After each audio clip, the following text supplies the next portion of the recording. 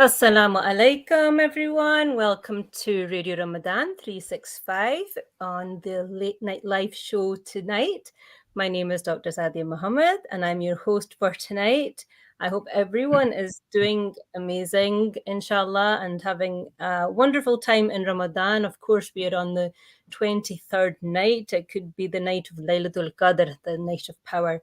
So, subhanallah, I hope wherever you are, inshallah, you're having a blessed night, a blessed time, and please remember myself and my guest tonight in your dua. So I have a very special guest with me again tonight, Dr. Khurram Sadiq. Assalamu alaikum, Dr. Khurram. Wa alaikum salam, Dr. Sadia. Alhamdulillah. So nice to have you back. We were on air 2 weeks ago, I believe, Yeah. and you were talking about autism on that night. And tonight we've got another very hot topic, a very important topic that we'll be talking about, which is ADHD, attention deficit hyperactivity disorder. So before we start, I'll just give you a quick introduction to Dr. Khurram. MashaAllah, Dr. Khurram Sadiq is a consultant neurodevelopmental psychiatrist in London. He is the ADHD lead in Oxley's NHS Foundation Trust in the UK. He is very well known, mashallah, increasingly becoming, a global phenomenon with his TED Talks, mashallah. He has delivered 5 TED Talks in the area of neurodevelopmental disorders. And if you haven't seen those videos, I would really encourage you to check them out. They're amazing, and we are extremely blessed and extremely fortunate to have, Dr. Khurram with us tonight. So, very warm welcome, Dr. Khurram, to the program tonight.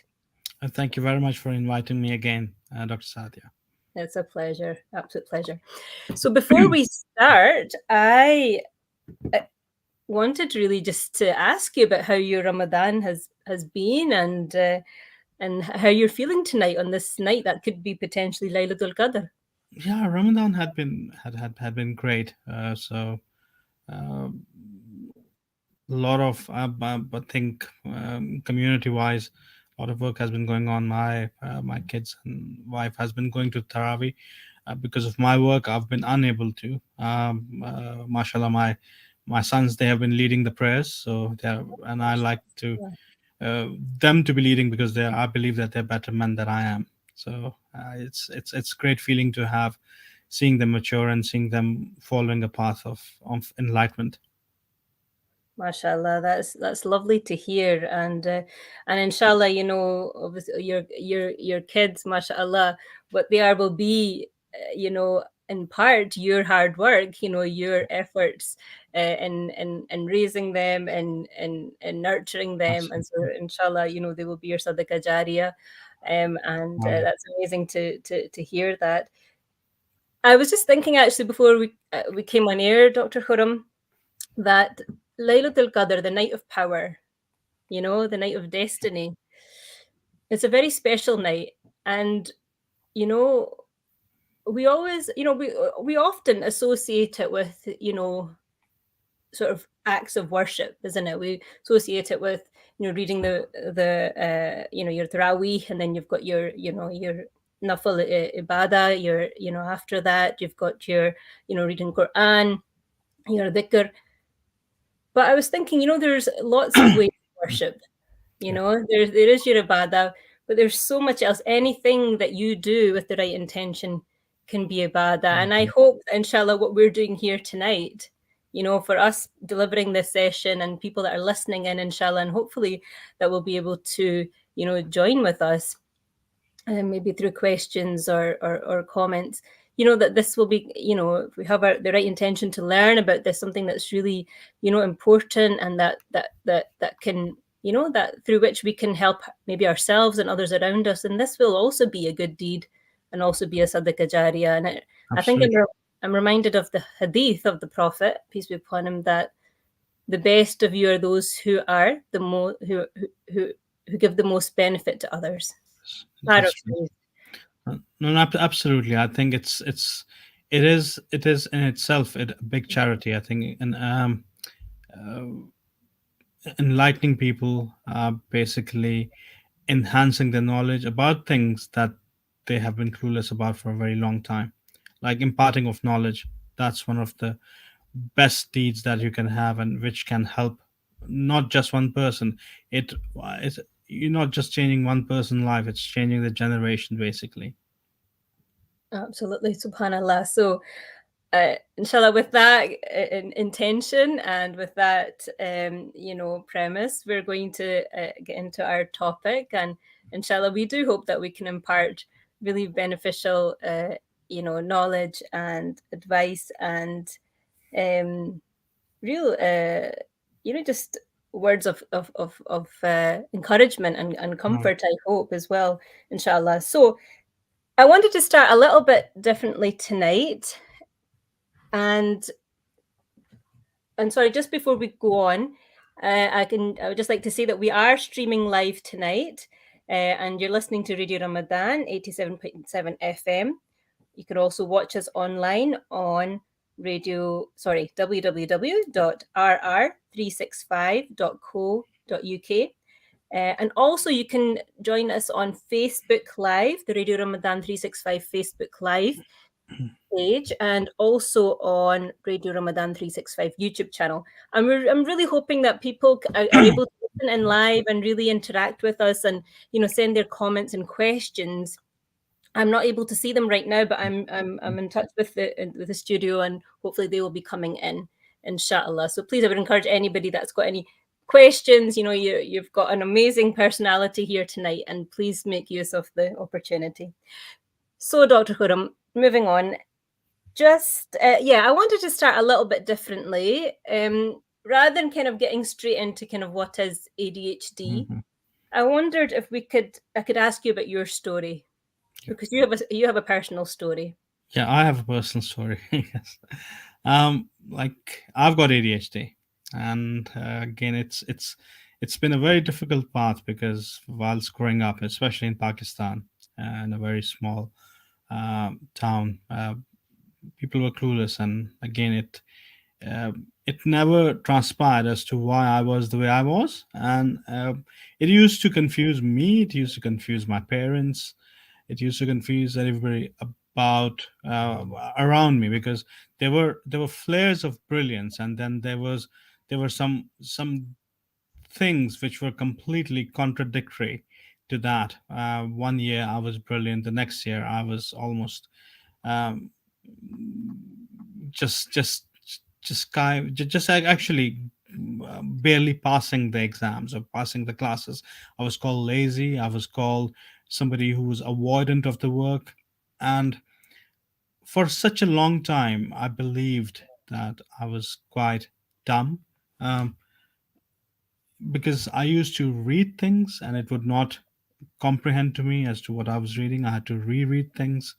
The things would not stick in my mind unless I read them a day before, and that I became a lastminute.com. I was known to be leaving things till the very last minute, and I went through phases of going through my GCSEs like this, the A levels equivalent at that time, and then the worst test was the medical school, where it became so boring for me.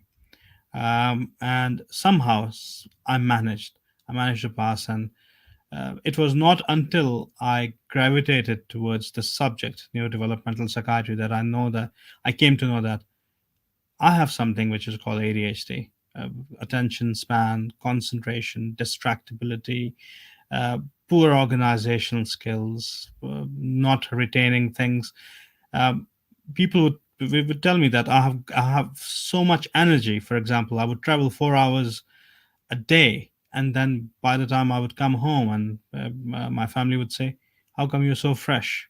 And I would work till 1 o'clock, 2 o'clock in the morning, getting up at 6 o'clock, 7 o'clock, and somehow I have managed that routine.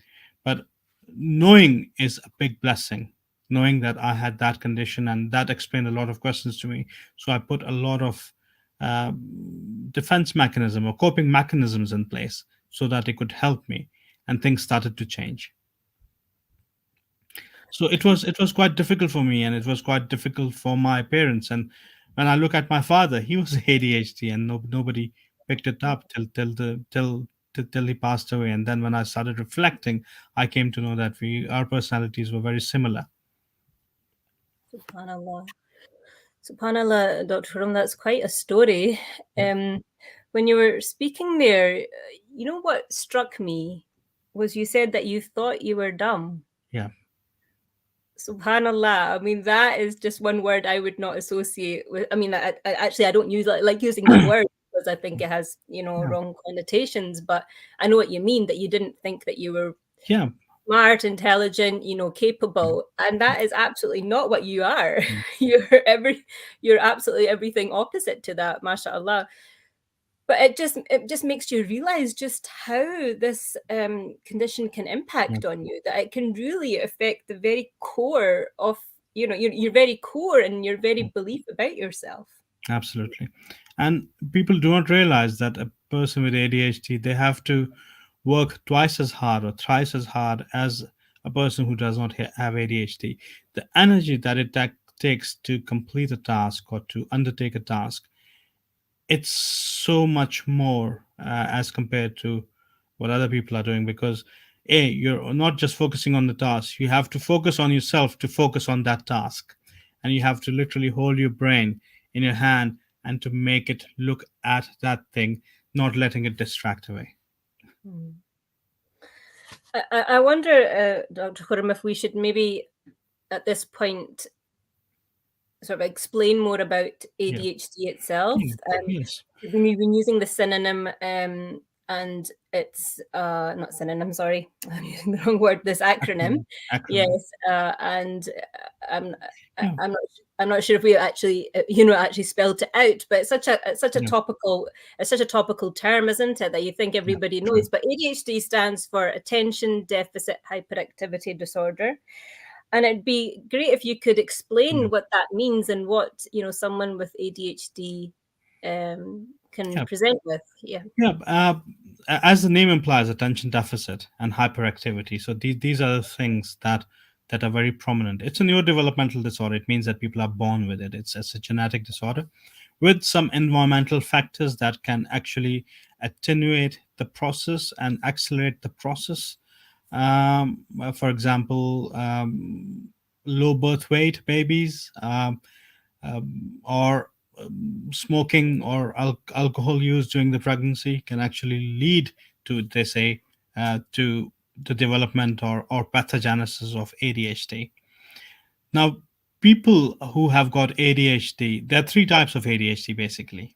One is called the predominantly inattentive type, in which the presentation is of inattention. So there's inattention, there's a poor attention span, lack of concentration, lack of focus, distractibility, poor organization. Like their room would be like a bomb site. That's how people with ADHD explain their room, and they say that eh, they don't use wardrobes; they use floor robes. So everything is on the floor, whether Right. it's clothes, it's their books, it's the empty wrappers, despite the dustbin being present, dirty utensils, everything. It will be. Um, they usually are late, or they are too early because they have developed the coping mechanisms so that they do not miss appointments. But it takes them so much energy to have that system in place. uh, they have poor memory. They leave things behind. I can tell you the number of times I have forgotten my laptop. One time I was traveling to Istanbul. I was in transition, and I went to the food court. I left my laptop and everything in there along with the passport. By the time I realized it was 10-15 minutes, I rushed there. It was taken away, but luckily it was security. It was not the first time I have left my laptops, my bags, so many different places. Same thing happened with kids. They leave their jumpers, they leave their coats, they leave their bags behind. They have to come back to get things. They find it difficult to follow instructions. So this is the inattentive type of ADHD. And And and just when you're describing that, Dr. Khurram, I mean, I'm sure we've all forgotten things, at some Yeah. point, at some time or another. I mean, we do it all kind of quite regularly. But I think what you're describing is just such a different level, isn't it? It's so Absolutely. constant and it's so significant, and it must just add so much additional Yeah. stress, Yeah. from as well as Absolutely. as well as actually struggling with your memory Yeah. and your concentration, but the actual after effects of it are so stressful in themselves. Exactly. And again, that this is the definition that it impacts your social life. It impairs your personal life, impairs your professional life. That's when it becomes a disorder. Before that, it's not a disorder. If you're coping well with it, you're dealing with it, and it's not excessive, it's not. I can give you one example. I remember my wife keeps a glass of water up there. There's a yellow glass, or plastic glass of water that she keeps so that it's a cue for me to remind me that I have to take my medicines in the morning. So every time I go there, the glass is there.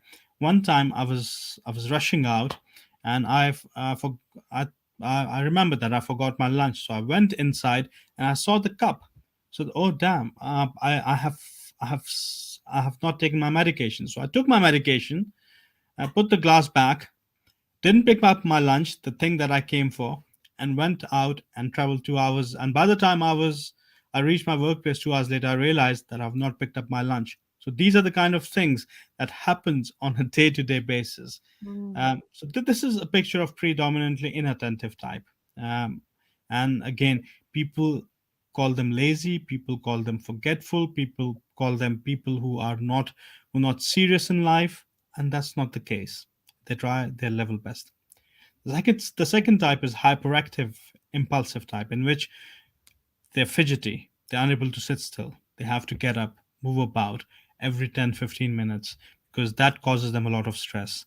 They bite their nails, they fiddle with their hair, beard, everything. They will playing with the fingers, their legs are bouncing.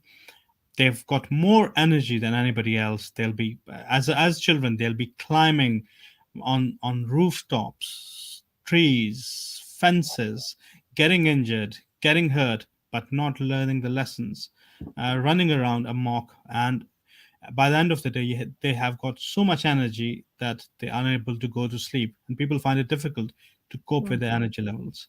They're loud, they're extremely talkative, over talkative to the extent that they would not realize that the other person is getting bored. They will talk and talk and talk and interrupt. If, for example, if an idea comes into their mind, then they will not wait for the other person to finish what they're doing. They will interrupt them. They do not know personal boundaries. They're very impatient, especially in children. Crossing the road is one of the things. They are known as dashers. They just do not look around, just dash onto the road. And the mothers and the parents have to struggle. They have to put leashes on so that they do not get on the road and have accidents. So this yeah. is the hyperactive So, impulsive type. I mean, it can be so dangerous, can't it? I mean, such Absolutely. risky behaviors, as you said, the road safety, but kind of climbing out of windows, and I mean, these are things I hear in my clinic, Yeah, um, and and obviously as children get older, then they get into other risk taking behaviors as well absolutely. because of their impulsivity, substance Absolutely. misuse. Uh, Again, the presentation changes as they grow older. So uh, there is a history of drug use, drug misuse from a very young age. When I say very young age, you'll be looking at 10, 11, 12, because Gosh. they will, because they're so vulnerable, they get into the wrong company and they started using drug, recreational substance. Alcohol is one of those. Um, if you look at the forensic demographics, 40 to 50% of prison population is undiagnosed ADHD. This is as massive as that. Mm, If you look at the economy of ADHD, it's an undiagnosed patient cost £15,000 a year. And if you take the prevalence, which is 6%, so every person has out of 100 has got ADHD, and you calculate it, you multiply it with the 15,000 pounds a year, you're looking at millions and zillions of pounds spent in doing the damage control. But what we're not learning is that we're not ready to pay. to create services that can help those people. What a powerful point, Dr. Khurram, because as we always say, prevention is so much better than Very cure, true. isn't True. it? It's always, Mm. it's always so Yeah. important to try and prevent or intervene early, at the very least to support, people with these difficulties. Uh, But and Absolutely. to really to help change the trajectory of their Yeah. life. I mean, what we're talking about just now, it Yeah. starts in childhood as Yeah. these kind of difficult to manage behaviors that kind of progresses to delinquency, substance misuse, getting into the wrong True. crowds, crime, and then it kind of can progress to real like Yeah. lack of social functioning, can't it, with unemployment and criminal Absolutely. record. And nobody will be willing to hire them if somebody has got a criminal record. So Yeah, those brilliant mind goes to waste. So yeah, I was telling you about the types. This is the yeah, hyperactive impulsive. The third type is the combined type, in which you have got literally everything: inattention, hyperactivity, and impulsivity. And this is one of the most common ADHD types, the combined type. yes. Well, thank you so much for explaining the three types, Dr. Khurram. We are going to be coming up to a short, we can't believe the time. We are going to be coming up to a very short break soon. But subhanAllah, you've given us so much information already. We've got some questions coming in. Yeah. I'll maybe take a question just before we go to the break. There's a message from Mariam Munir, and she is asking, what causes ADHD? And you did touch on that, but yeah, I wonder if you wanted to add Yeah, anything. it's genetic. At this moment in time, the research says it's completely genetic. It's a neurodevelopmental disorder. There are certain genes which are implicated for the development of ADHD. As I said, there are certain other factors, for example, brain insults, uh, any brain injury, or any rare genetic conditions, for example, some syndromes in which the predisposition of ADHD becomes more. Uh, but the environmental factors, it's not it's not causative. It doesn't cause it, but at the same time, it can lead to an early progression of ADHD. So environmental factors like low birth weight, alcohol, and smoking and drugs during pregnancy. Those are one of the most important predisposition for What ADHD, development of ADHD. what about parenting? Yeah, parenting as such, it as I said, it leads to, like, it can quicken the process, it can hasten the process, but in no ways, at least what's the research, the latest evidence base says that it's not implicated as a causative factor. Actually, one of a very interesting point that I'm about to raise is a strict parenting. Um, it actually is protective of the prognosis of ADHD, because strict parenting means that there's structures and processes in place. For example, I can give you my example. My father was my parents were strict. They were very education centered, and they wanted the best for their children, and they pushed us to do things, created structures for ourselves, and that became a coping mechanism for me, a structure in which I used to study and which I used to work brilliantly. So, permissive parenting during ADHD can have a detrimental effect because the structures are not in place, and hence the prognosis can be bad, can be really bad. Yeah, subhanAllah, that's what my mind was going to, where parents don't have any boundaries or Yeah, don't yeah, have, don't try and discipline the kids in an age appropriate, yeah, of yeah, course, yeah, absolutely. manner, so the children don't learn about rules and regulations and have limits put on their behaviour. Thank you so much, Dr. Khurram. I wish we could go on, but we need to take a short ad break and then we'll be right back, inshallah. So, everyone, please keep listening to Radio Ramadan 365. We're on Late Night Live talking about ADHD. We're just going to a short ad break and we'll be right back.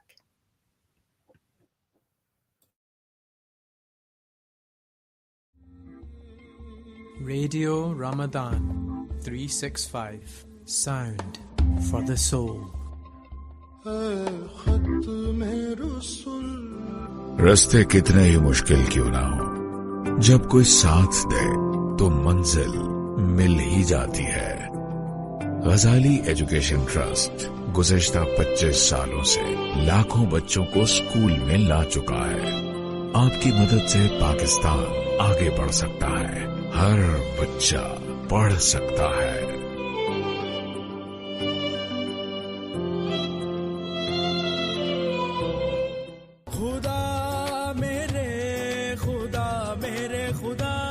दुनिया को जगाना है, सबको बताना है, रमजान में मसलों को रास्ता दिखाना है। With years of experience and an extensive portfolio, Shield Associates provide an excellent accountancy and bookkeeping service. So if numbers and deadlines are giving you a hard time, come along to our office on 215 Albert Drive. Shields Associates, the accountants you can trust.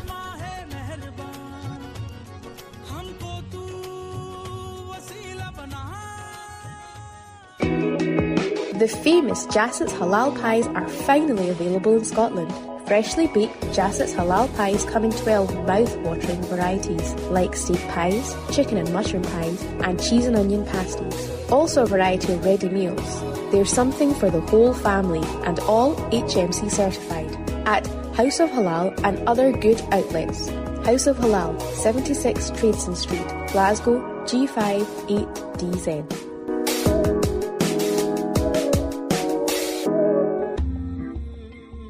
Radio Ramadan 365 Sound for the Soul.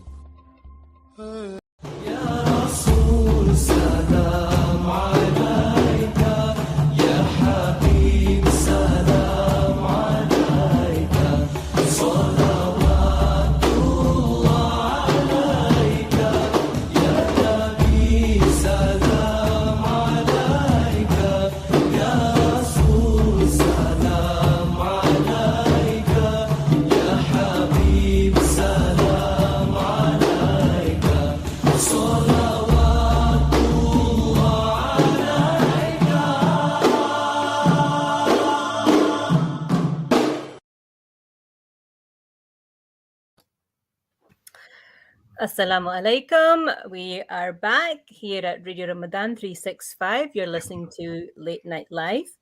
My name is Dr. Sadia Mohammed, and I'm joined tonight by Dr. Khurram Sadiq, a consultant neurodevelopmental psychiatrist and a TEDx speaker on many topics, but on ADHD, which is what we are talking about tonight.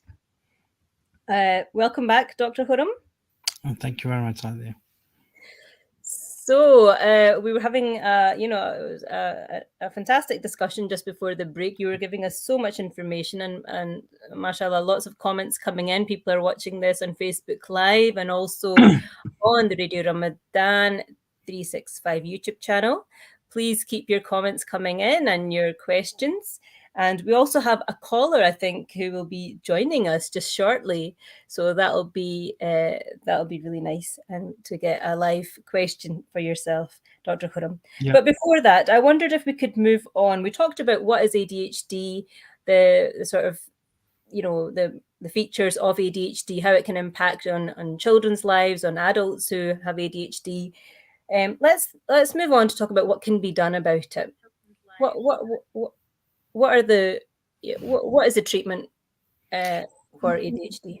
Okay, so the treatment is different in children and adults. Like, and when we talk about children, we talk about kids as young as 6 or 7 years of age. I think the first thing that the NICE guidance, which is the National Institute of Clinical Excellence, it tells us to have some behavioral techniques.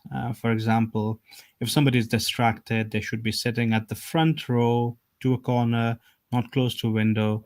In assemblies, they should be the last one in, they should be the first one out. They should have one-to-one time with the Senko. They should have clear instruction. They should be visual timetables provided to them, things like that. And a lot of other behavioral techniques for home as well as parents.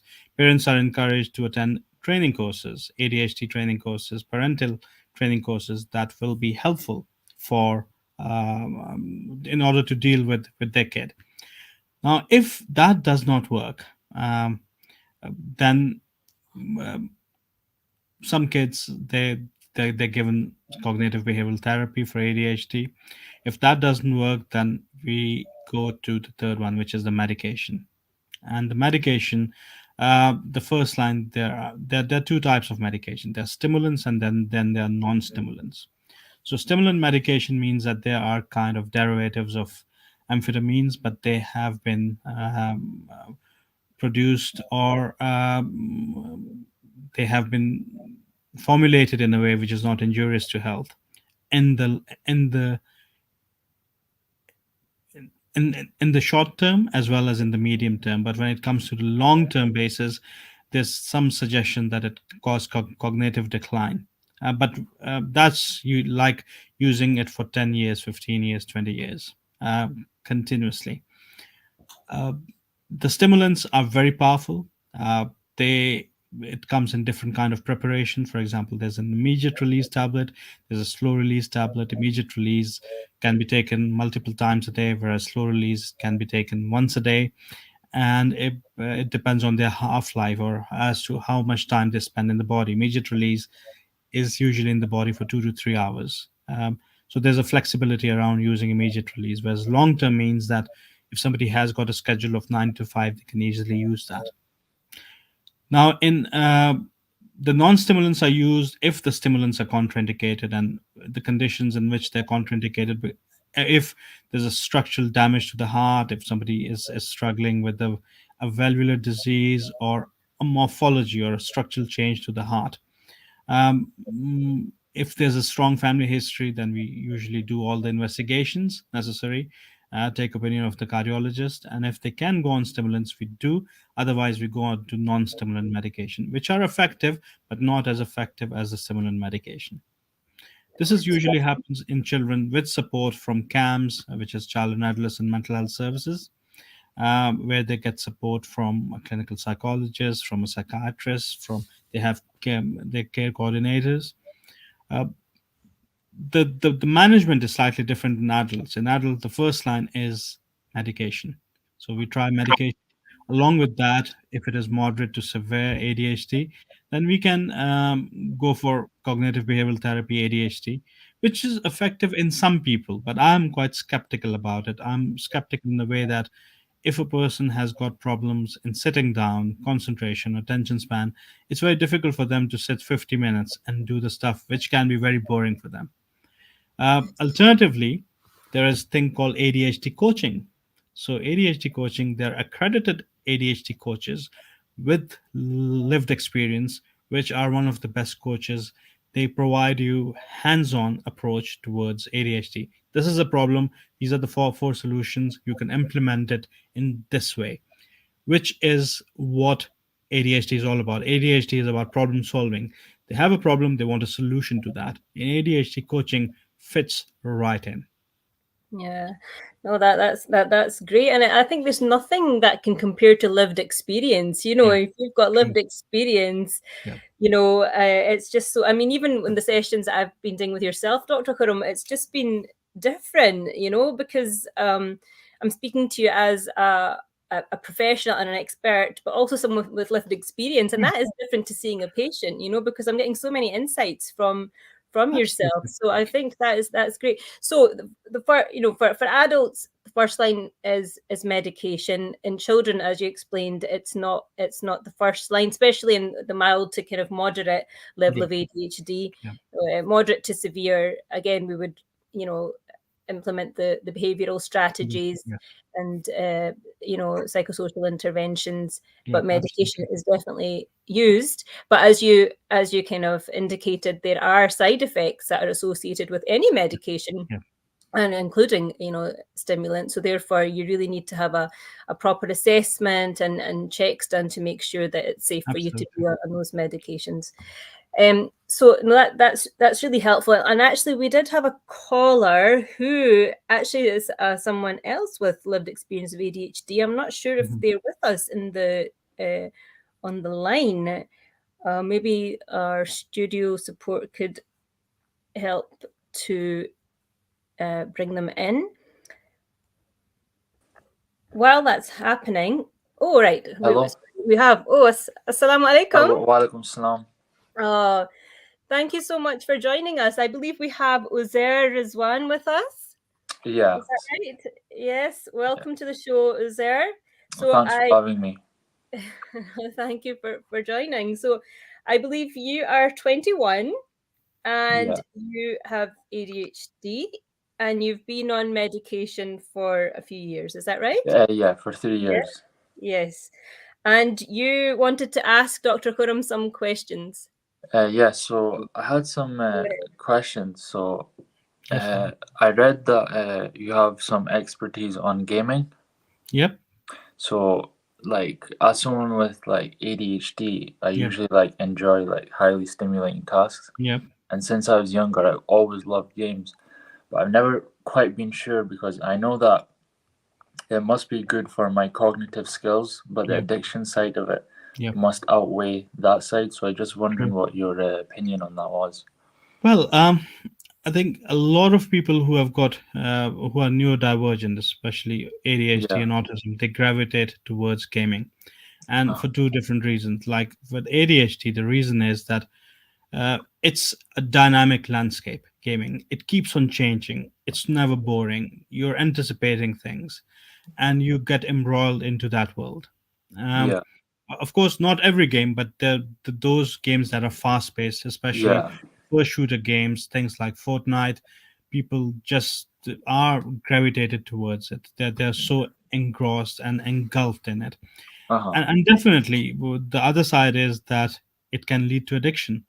And there is this time blindness that comes with ADHD, where you are doing things without realizing that you've spent hours and hours and hours, and these are the periods of hyper focus for yourselves that literally can sometimes go wasted. And I agree that the cognitive side of it, that it can help improving certain cognitive aspects, but then there's certain studies which have been done with regards to gaming and those cognitive effects, positive effects, and they do not translate into the real world, because real world as well as the um, the, the fantasy world, they're two different realities.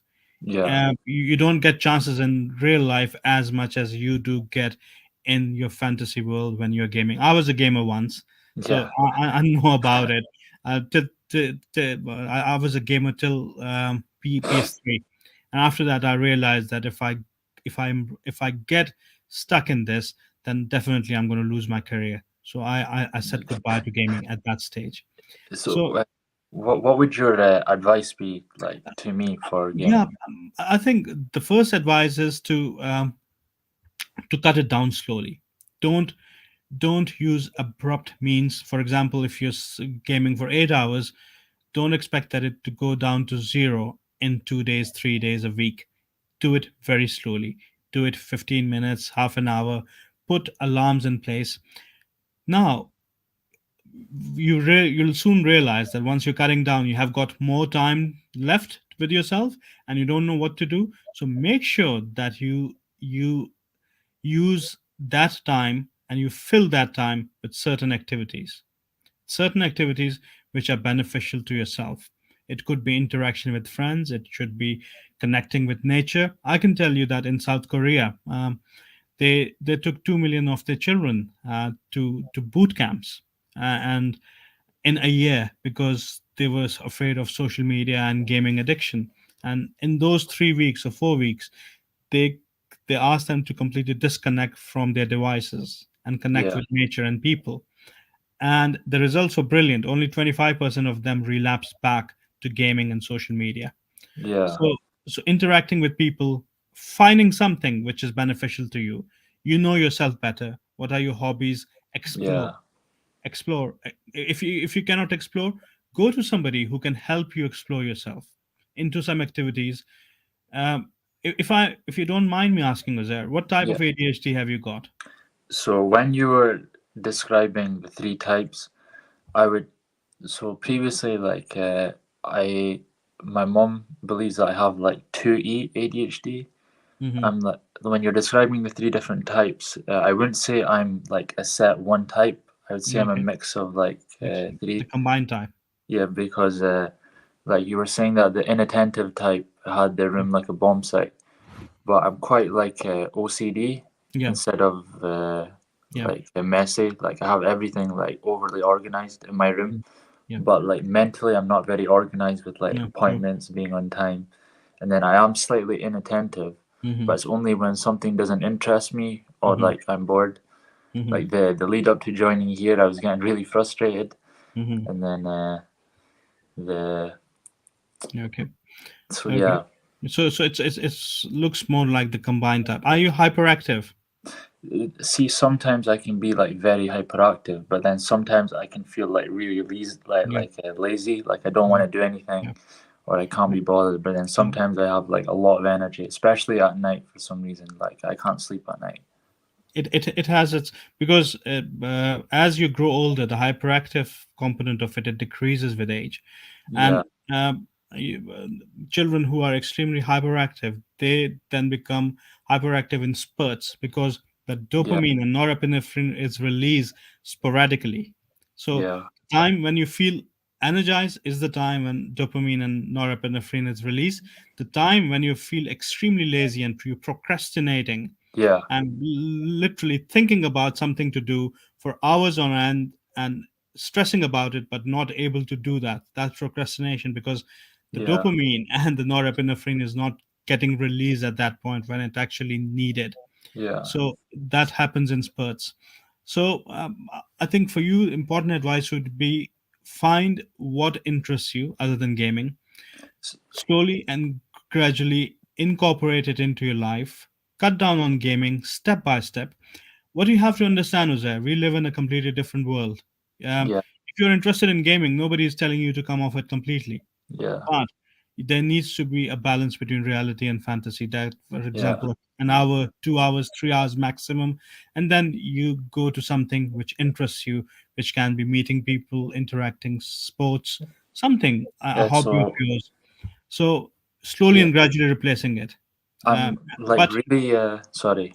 yeah, please go ahead. So I'm like really interested in like physical exercise, like gym, Yeah, football, like fighting. Like I want to yeah, do all these things.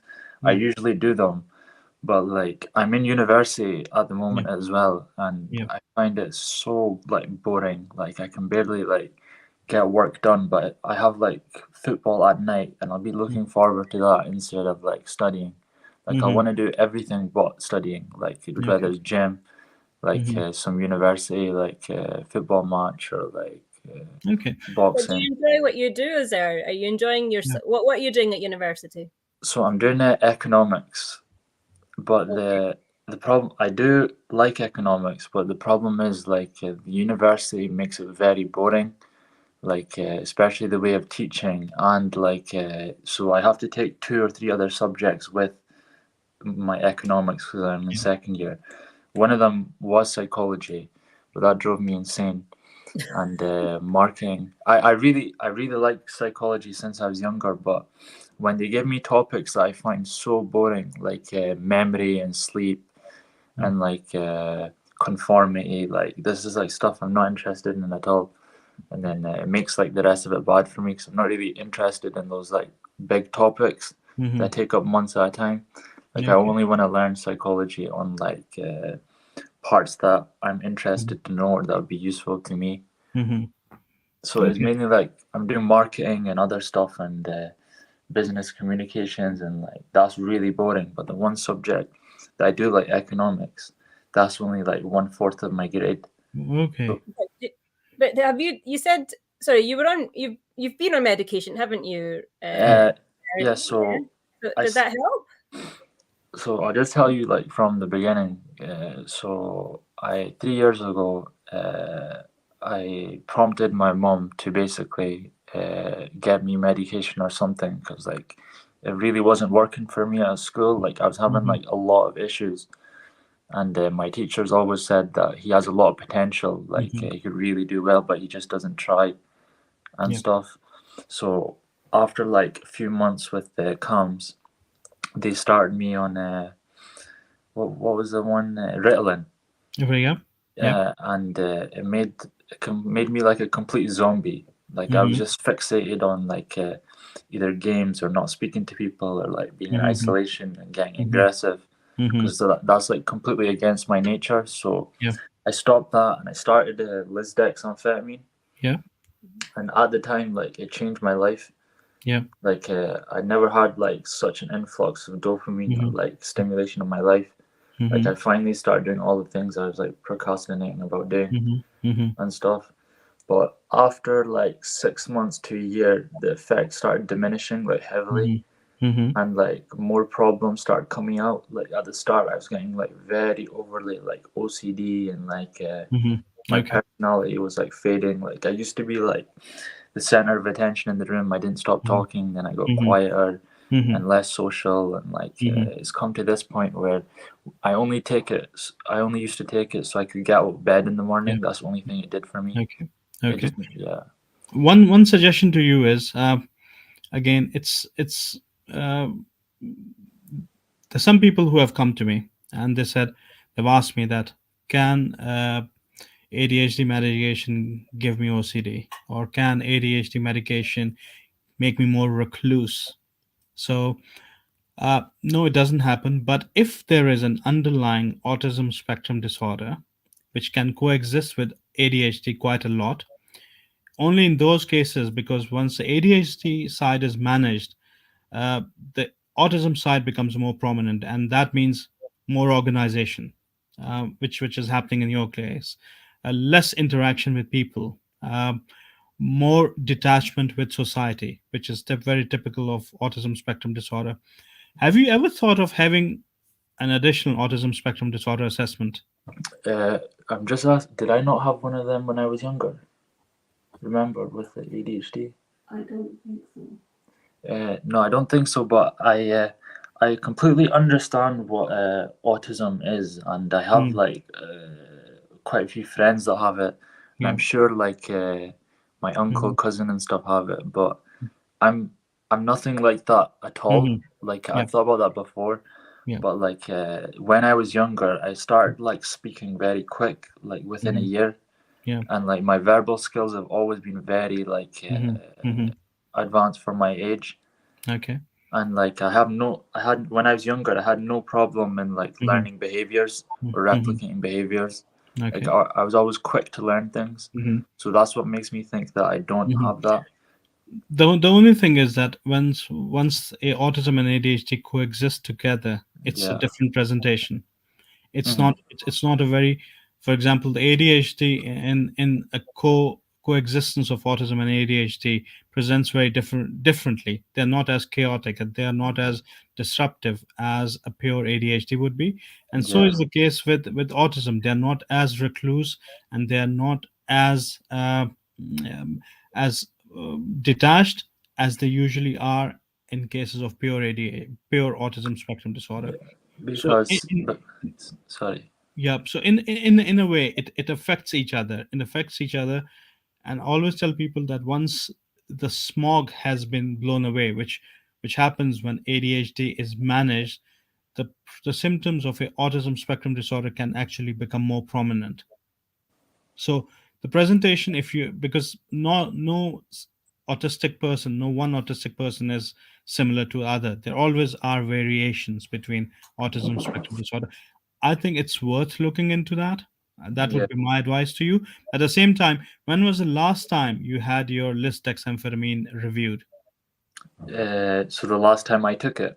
Yeah, the last time the doses was reviewed, or you were seen by a psychiatrist. So basically 2 years ago, and the problem is like I've told them several times that I want to decrease my dosage. My mom's asked as well, maybe over 5 times, isn't it? Like every month I was phoning them, and they're saying basically it's easier for us if you just take out yourself and reduce the dosage yourself. But I said that's kind of not the same thing. No. So for a few months I was doing that, and I was cutting down. But then what would happen is like 1 month I'd be on only 1 day left, and then I get from the pharmacy, then I take the normal dose again. Then the next day I take the 50 mg, Mm-hmm. and basically I'd felt like some sort of like withdrawal from taking a lower dosage. Mm-hmm. Like I didn't manage to reduce it properly. For example, one time I managed to cut down to 30 mg, Mm-hmm. and that whole month it basically felt like I needed basically more to manage Yeah. symptoms, even though Yeah. they're both bad. They weren't Yeah. doing anything. So you have not been seen for 2 years by a specialist. Is that Yeah. that's true. I think just push for that, because me talking to you is a very different experience than to specialists talking to you Yeah, face to face or virtually, who would know the ins and outs of it. yeah, And the second thing is, my advice to you would be, check yourself for autism. yeah. Yeah. Thank So you so much. Thank you so much, Dr. Khurram and Uzair, for calling in. I'm really sorry we're going to have to end your call just very soon, Uzair. But thank you so much for your questions. And we did do a session just 2 weeks ago with Dr. Khurram on yeah. autism, and you can check that session out. And Sorry, I do obviously, have a last question. I was going to say to the doctor that I've decided that I'm not going to continue with taking Lisdex anymore. So before Ramadan, I'd stopped, and now I'm decided that I'm not going to take it again. So I'm just wondering if you have any advice on like supplements or other ways to manage ADHD. I just think go for very ADHD. quickly, just very quickly, Dr. Khurram. Yeah. Go for ADHD coaching. Either ADHD. ADHD coaching. Yeah, ADHD coaching. Look into that. Okay. Yeah. Thanks so much for your information. It's been a big No, help. no problem, sir. No problem. Thank you so much, Thanks Azar, so for much. calling in. Thank you. Jazakallah Okay. khair. It's so nice when we have callers, and absolutely, it's it should, taking advantage of the amazing opportunity to speak with an expert like Dr. Khurram. Dr. Khurram, that was really fantastic, really very helpful information that you've been given. The comments have continued coming in. We're coming to the end of our program, and I still had a couple of questions actually that I needed to ask you. One was actually from my daughter, and one, I think I'm just speaking on behalf of lots of parents out there about screen time. So let me ask you the question that my daughter had first. That was just, if you think somebody in your class, she's 11, if you think somebody in your class has ADHD, how can you as a friend support them? That was her question. And the question on behalf of all the parents listening in and not is screen time. Does that, and we touched on that with gaming. I'm so glad Ozair brought up the issue of gaming, but screen time more widely and the impact of that on ADHD. Okay. Now, as an 11-year-old and you have a friend who has got ADHD, I think the important thing is you can have the person's back. For example, they'll be forgetful, they'll be leaving things, they will be forgetting about their homework, things like that. Their day-to-day stuff would be lying around and they would not pay attention. So you can help them in this way. You can remind them of things. You can remind them of doing the homework, and be that friend who can support them in their difficult times. There's nothing much you can do apart from that. But even doing that, reminding them of their homework, reminding them to take their stuff, reminding them to take their lunch boxes, water bottles, because it also causes an economic burden on the parents. There's so many parents who have told me that they have been buying coats every week or every 2 weeks, every 3 weeks, because the child keeps on losing it on a regular basis. So you will be a lot of immense help to that person by just doing those very simple things and be as supportive as possible. Do you know, Dr. Khurram, honestly, the number of things that go missing in her school, from the kids, and I never actually, again, it's like a pin drop. Again, because I'm just thinking, I never actually put that together with, is this possibly a sign of ADHD? Maybe if it's happening in the same child again and again, it would make you wonder, isn't it? But no, absolutely. No, thank you. Yeah. Yep. And the second question. And the second is screen time. Screen time is so important, especially WHO has clearly said that from 0 to 2 years of age, there should be no screen time. Like even not television, because that impacts on your brain. Brain is growing at that time massively, immensely. It's multiplying. Cells are multiplying, and it impacts how the synaptic connections are developed between different parts of the brain. As the person grow older, you need to have a control. You need to manage their screen time, have social media breaks or phone breaks.